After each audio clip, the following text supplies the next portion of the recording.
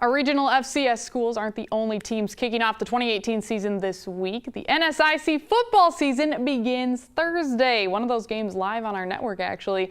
But for more on one of our local teams, Elena Lanson has Augustana head coach Jerry Olszewski in studio. Elena, take it away. Kelly, thank you so much. And Coach, this is the best time of year. I know we were talking about it earlier. It's my favorite time, but especially your favorite time. I'm sure you're ready to get out there. Absolutely. You know, we've practiced against each other now for over 2 weeks, and now the plans are starting to come to fruition for this week. And just to get the excitement of the year started and go play against somebody else and a good opponent in Upper Iowa with a bunch of young guys that haven't performed on a game scenario yet. So I can't wait.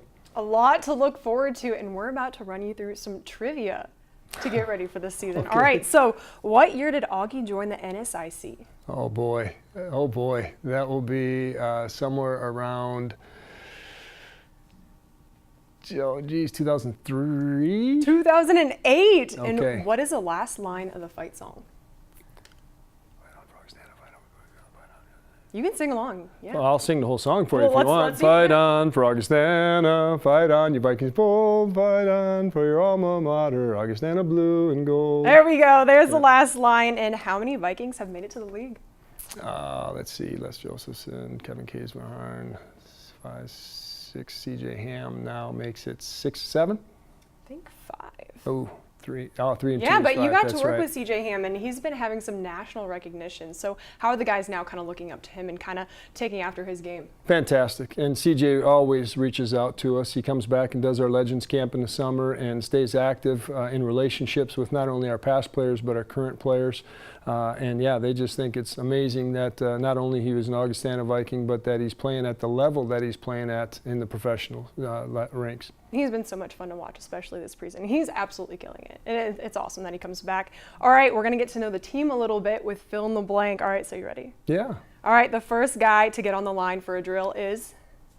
First guy to get on the line for a drill. Yeah, anybody who's like ready to go every single time, he's the first guy out. Kirby Hora. All right, guy with the best football IQ. Kyle Sadler. All right, team bookworm. Oh, that's too many guys. Oh, well, that's good to have because you Yeah. have quite a few doctors. Yeah, right? I got some guys that are pretty bright. Yeah, do they get on the other people, kind of make them take No, they class? make sure that they hold up their own, and it's important that we talk about excelling in everything we do, but I have a lot of great student athletes. Accountability, that is where it is. The motto of the season is? It doesn't matter, get better. I like it. All right, biggest thing the team overcame in preseason? I think just the adversity of some guys going down a little bit and also answering some young guys that are going to have to step into some roles that they haven't been in. I think that just coming together, some veteran guys and some younger guys, I think that's the thing I was most impressed with. Awesome. Team chemistry from all the classes. And goal for this season? Win them all. Win them all, of course. We want to be our best team every Saturday. I think this is a team that's going to improve week by week. But in reality, I'm not worried about the opponent. I'm not worried about the color of the jersey that we're playing. It's really playing our best football and making sure we live up to our standards. And if we achieve that, I tell our guys, play to your potential, and we're going to be just fine. To close that gap. Absolutely. On the road against Upper Iowa, under the lights. You're practicing this week. What else are you guys doing to prepare? Well, just situationally, things that pop up in that first game, getting on and off the field, making sure our special teams are alert in getting to the launch pad. And when we do that, offensively, we want to make sure we end every drive with a kick. So we want to finish with success on that drive. Hopefully they're extra points, not field goals and punts. And then defensively, just understanding situational football.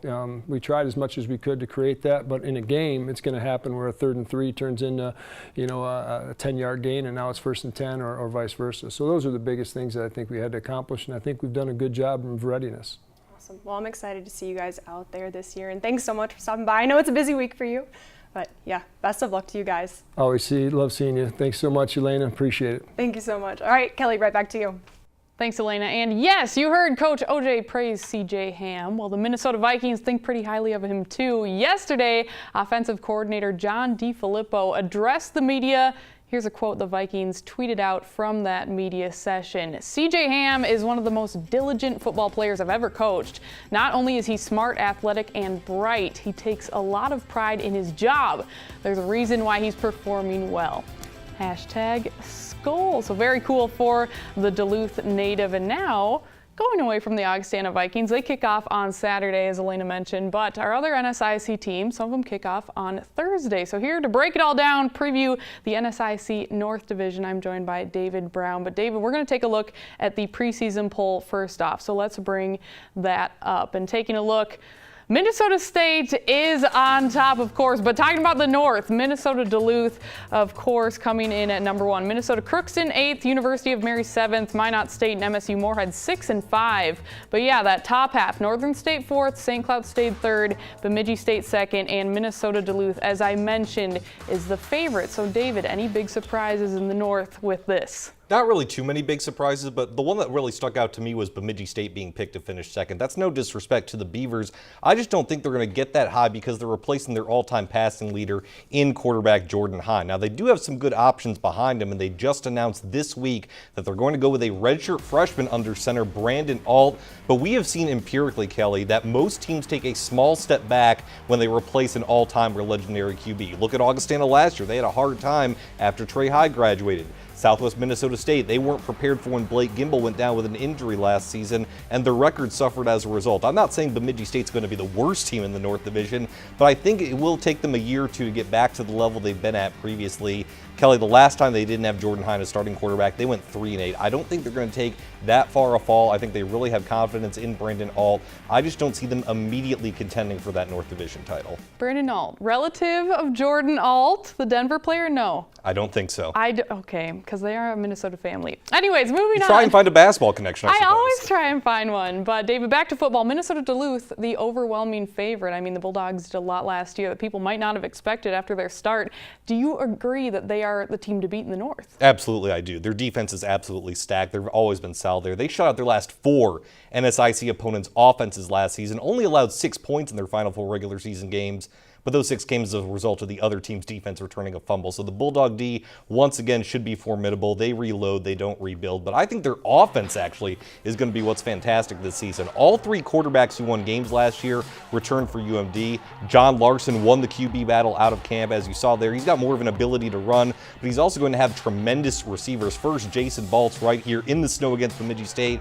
More than 1,000 receiving yards last year, and they get senior Nate Ricci back. He missed most of last season with an injury. Ricci great in the passing game as well as on special teams, a dynamic punt and kick returner. So yeah, absolutely. Minnesota Duluth, without question, the overwhelming favorite in the NSIC North. The coaches voted right. All right, taking after their hockey team, national champs from last year. What is it? A high tide raises all ships.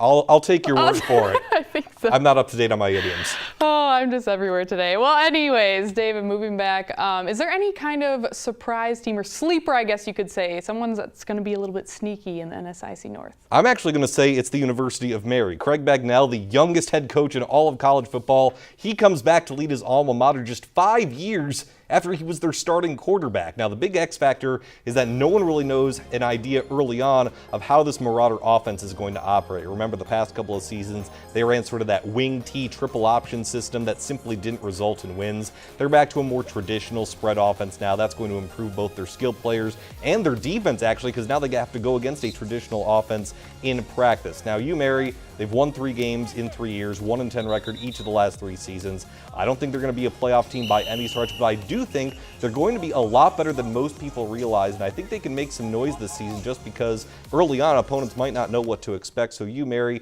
I'm not saying they're going to be a playoff team like I said, but I think they'll be better than 1-10. All right, perfect. Well, thank you so much, David. But really quick, Thursday, big game in Mankato. Absolutely. First game of the year, Southwest Minnesota State at Minnesota State, the first of our 8 live NSIC games on Midco Sports Network this year. All right, looking forward to it. Absolutely. All right, coming up after the break, we will talk Summit League volleyball. Hear from North Dakota's Mark Pryor as they enter their first year in the league. Stay tuned.